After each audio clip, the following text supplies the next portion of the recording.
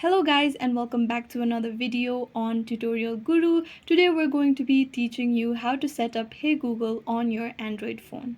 But before getting started, remember to support our channel, hit the like button, subscribe and turn on your notification bells. Now let's get started. First, go to your settings on your Android device, which is the gear-like icon that appears. You tap on it. After that, on the search settings box, you go ahead and type Google. Now select the option that reads Google System Settings. After that, you scroll down and tap on Settings for Google Apps. Tap on Search Assistant and Voice, and then you can see the option of Google Assistant. You simply tap on it. Tap on the first option, which is Hey Google and Voice Match. After that, you toggle the switch to enable Hey Google on your device. And this is how you activate your Hey Google on Android phone. I hope this video was useful, and if you have any questions, let us know in the comments down below. Thanks for watching.